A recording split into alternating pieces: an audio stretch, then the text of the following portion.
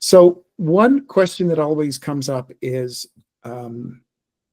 my writing good? Is it good writing? And that's such a subjective topic, and I don't know how to answer that other than to say writing is either effective or not, and it's effective depending on who the audience is, for the most part.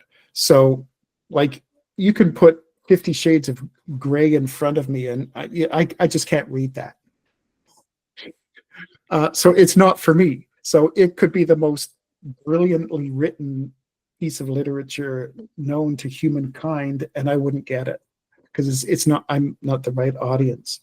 The stories that impact us the most, that we find most effective, are the ones that we engage with, the ones that either have some kind of emotional connection, or they're action oriented and you really like that kind of stuff. Like whatever the engagement is, those are the ones that we really like. Not everyone is going to engage with every story out there. Some have more popular appeal than others. But it's really quite subjective. But there are certain things that are common. So writing styles can vary, and they can be subjective, but effective scene structure is not. That is a common element.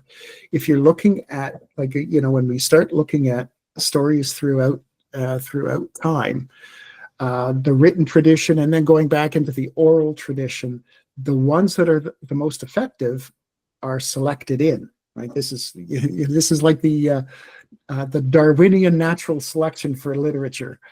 The ones that work are selected in. The ones that don't work are selected out, and they go the way of the dinosaurs. They disappear.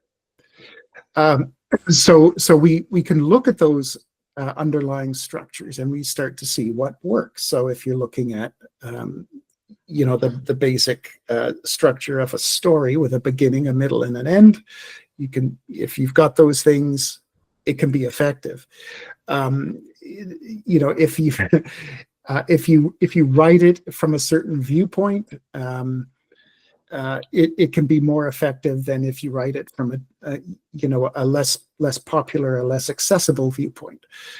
So there are things that we can do in terms of the structure, and so I wanted to remind everyone of that. So here's the reminder: if we're writing a scene or a section, it's one point of view. Now, we can talk about the omniscient narrator and get into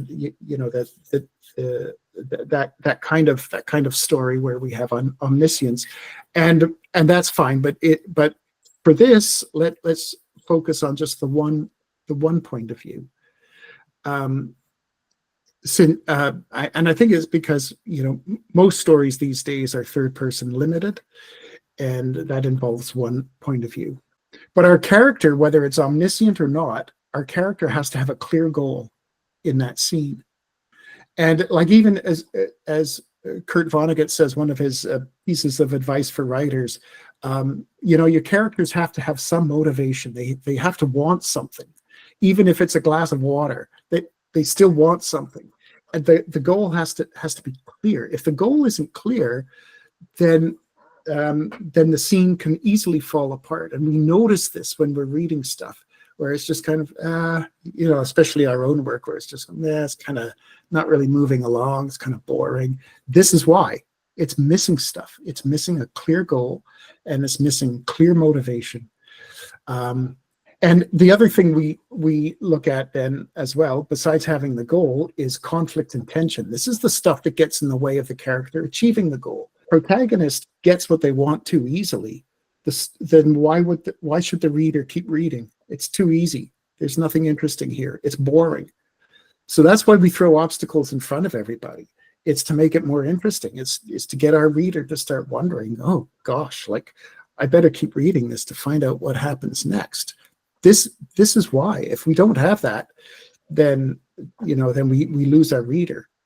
And that's why So Snowflake Boy talks about this disaster where they don't achieve the goal. So it's not just, well, I didn't get my glass of water. It's not just that. It's that things are now worse. Things are worse because because they didn't get it.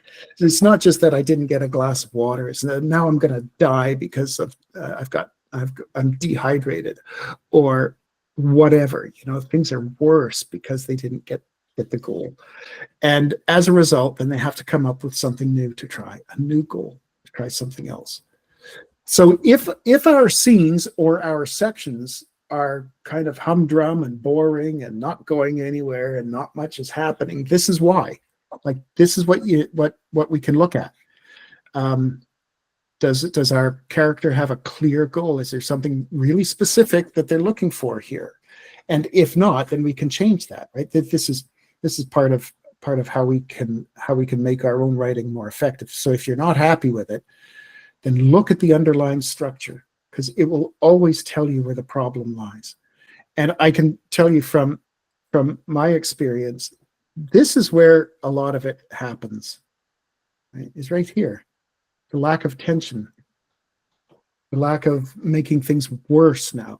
Like the idea behind building tension in a story, especially like one of these page-turning thriller type mysteries or action stories that we write, if the tension isn't there, then the reader's not going to bother keep reading.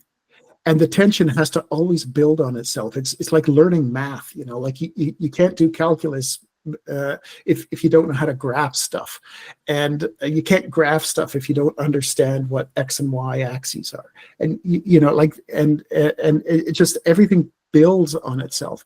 So this is where I look. Like, when I'm reading a section, like I know when my stuff's really rubbish and it's not working, and I'm just putting down words to fill space. This is why I'm missing a clear goal, and because of that, I don't know what kind of obstacles to throw in front of them. So it falls apart that way. So that's the first thing to look at then, if you're not happy with the way the story is. So that's not dependent on word choice. It's not dependent on how you paragraph things. It's not dependent on feelings or characterization or character development or those. This is just structure. Just looking at the structure of your scene. Okay, so if we look at, what do your characters really want? Maybe it's a glass of water. Maybe it's something more. But this is a question that we can ask every time we're looking at a section, whether it's your own section that you've written or someone else's. Like, ask yourself the question: what does Zag really want? What does Zag the cat really want? What's the motivation here? And if they don't want anything, then why would the reader read it? Like, this, seriously, like they need to be motivated by stuff. So I'm looking at Zag here. Here's Zag's motivation for confronting Tazzy, right? This is your home, Zag. You need this place. You can handle this. He thought of his father. Defend it to the death, he used to say. That's pretty strong motivation. So with that kind of motivation, the goal becomes self-evident. What's Zag going to do? Protect the home. And if that's the case, then what is Zag going to do to protect the home or defend the home? And what could get in Zag's way that would make it more interesting? So you can see that if the motivation is clear, then the goal is clear and the actions become clear. And as creators, we can throw obstacles in there and make it really hard for our characters and build that tension and interest for the reader. So let's get clear on what it is in every scene. Okay, and I think this is sometimes we hold back. We hold back as writers. We don't want to be too over the top. I don't want I want to be more nuanced. I want to be subtle. But sometimes you just got to get the 2x4 to the backside. and say, like, just give this thing a whack and see what happens, to try to get our characters motivated to do stuff. If the motivation isn't strong enough, then they have no reason to do anything. If my motivation is really weak, I'm going to spend my day in the lazy boy watching reruns of Baltimore Oriole baseball and getting depressed over it and eating too many bonbons. So it's like, I need more motivation than just that. I need more. And so do our characters. They need to be pushed. So this is from Amy's. A clear motivation, clear goal. I've got to get away from her. Like, it's clear. What do you want? I want to get away from Corinne. I've got to get away from this woman. She's driving me crazy. I've got to get away. A more nuanced way might be to have your characters show what they want without saying what they want. And that gets a little more interesting. So if you're looking at psychological thrillers, for example, or murder mysteries with suspects who are coy, or romance novels, or those sorts of things, can your characters show what they want without saying the words? That's a different kind of goal setting, but it's still very engaging for the reader, because now the reader has to kind of put themselves in the character's head and figure that out. And we like doing that stuff. This is clear, I've got to get away from her, really clear. And there's a time and place for that, for sure. And then there's a time and place for the more nuanced, subtle way of articulating a goal. And when it's done through action or expression without using words, it can be really effective. Now, the other thing, of course, that we can do with our characters is to make them suffer. So I'm thinking, like, and what made me think of this is again, it comes down to getting our readers to pay attention, and so they want to read, to find out what happens. If our characters don't suffer enough, no one's going to care. No one's going to care. And so they're going to stop reading because it's just not engaging. But if for example, like in Joanne's story, Annie has all these psychological issues that are only partially resolved and can flare up, and there's all kinds of like that internal mental health stuff, PTSD going on. This is bad. So when she sees certain things, she gets triggered and she suffers.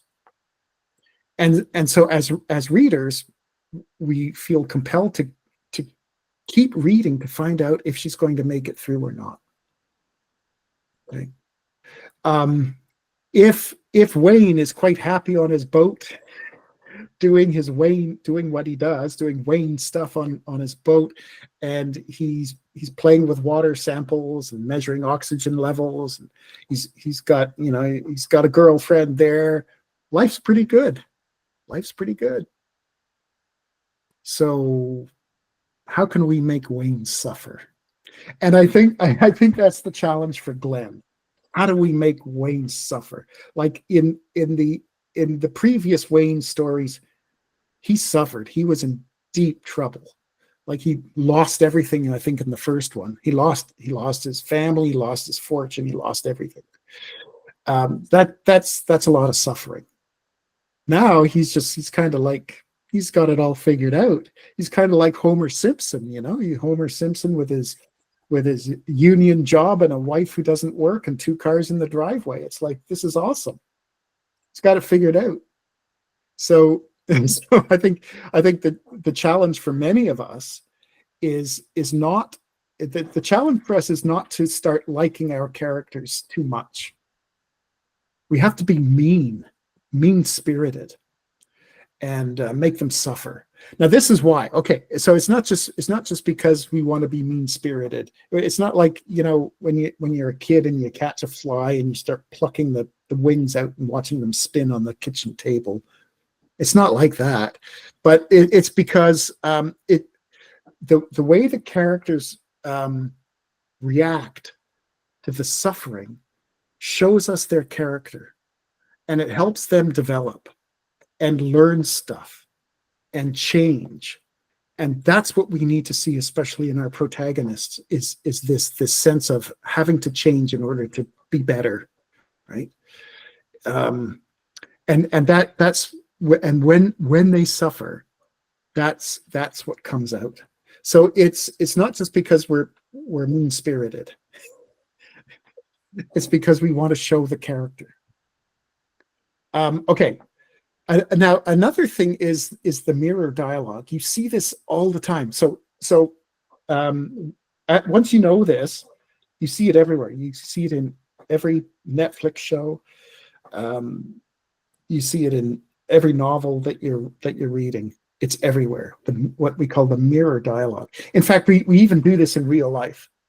So you're talking to someone in real life, and maybe they do this with the hand. They got the hand gestures going, and they're talking like this a lot, and you start to mirror that yourself. Maybe not to the same extent, but you start to use your hands a little bit more, or you start to change the way you speak a little bit to fit in. Have you noticed that? Like, you've probably noticed this, Joanne and Peggy, when you go to the East Coast. All of it, the way you speak changes. It adapts to the local dialect, and we all do this. We all kind of do this, which is I don't know why. It's like Alex poses the question: why would someone do this? That's the question of all questions. Why do we do what we do? We don't know. But here's the mirror dialogue. So, like, for example, "Are you busy tonight?" Martha asked. "No," Biff said. "Not busy tonight at all." It's mirrored. "Put the weapon down or you'll be sorry." Sorry? You start to see this. And so when in doubt, you can have your characters mirror the dialogue that's going on. Trust your reader to join. So I know I harp on this one. And I probably harp on this one because I don't do it often enough in my own stuff. So it's just like, self-flagellation here, Trust your reader to join the dots. Resist the temptation to explain things. So that's kind of where the trust, the temptation is to explain stuff. This is what I have to try to resist all the time, is this temptation to explain things. So whether it's technical stuff, so like in Glenn's, where sometimes the scenes are really technical when we're getting into titration and pipettes and oxygen levels and this and that, like that. There's some that's like chemistry 101, right? And it's like, wait a sec, it's been a while. But Wayne doesn't need to come out and explain what he's doing. He's just doing it because he knows what he's doing. As readers, we trust that if something really important is going to come out of this, we'll know about it. Okay, but we don't have to understand why Wayne is only taking 5 milliliters of this instead of 10, and why the solution turns blue instead of pink. We don't need to know all that stuff. We just assume that Wayne knows what he's doing. Okay. Or trying to anticipate a critic's question. So sometimes our discussions of our work can get a little off the rails if we start to get, and I'm talking about myself, if I start to get too picky at the nits, and so the section, the writer rewrites something in order to avoid that question that might come up in a reader's mind. Don't do that. Let it go, unless it's unless it's an inconsistency that's not done intentionally. Let the reader figure it out. And this is especially true of things like emotions or great realizations. The epiphany that someone would have. Our hero goes through a lot, and a lot of change, and a lot has happened, and they finally have this epiphany. Don't explain what it is. Don't explain it. Let the reader figure that out. What happened? And this goes back to your high school English, right? When your teacher said, okay, like, what's the significance of the sheriff at the end of To Kill a Mockingbird talking about how it's a crime, to put Boo Radley in jail. because he's just, he's just like a mockingbird. He means no harm to anybody. He just sings. He just does his thing. Like it would be criminal to put him in jail. So like, but no one explains that. Like he doesn't sit Atticus down and say, okay, it's like this, Atticus. Okay, so you got Boo over here hiding in the shadows. Like, okay, he doesn't sit down and explain it. He lets the reader, or Lee Harper, she lets the reader figure out what's happening here and join the dots. Okay. So this is the, I think perhaps one of the hardest things to do is trusting the reader to figure things out. Here's another one, and this is like notes. So I like to do this when I'm reading stuff that's not rubbish. I like to note down phrases or words or pairings that I think are just like really, really sweet. So I have my list of stuff. And then I'll go back later and I'll, if something might work in my story, I figure out how can I take this idea, not like word for word stealing, but how can I take this word or this idea and reword it to work in my story. And so I have my lists. Oh, I came across this, the lashing against the dread of glacial moons. I don't know if I could ever use something like that. But what strikes me about this is like the dread of moons, the dread of the moonlight. And so I start to think, oh, lashing is a great action word. I can use that for a lot of things. But it's this dread of glacial moons, dread of frozen, dread of moonlight, dread of this stuff. Maybe I can work that in. Or the whorls and tendrils of his thoughts vanished like smoke. Oh, that's very cool. He didn't need to further muddy his mind with indigestible scraps of useless information about the world at large. The world can wait with all its sour, quickly forgotten lessons for no one. Oh yeah, that's pretty desperate. So I just have my collection of these things, and as I read, I just add to them. So, some might inspire something, some might not be used at all. But when one is used, I strike it off the list, embracing the loneliness until the loneliness itself begins to tremble. Ah, it's beautiful. Where could I use that? Maybe when someone is blasting a hole in a spaceship, I can use that. Yeah. So like clearly, not everything is going to work all the time, but I can get lots of really good ideas from this stuff. So if we're not doing this, we should do this because it's really helpful.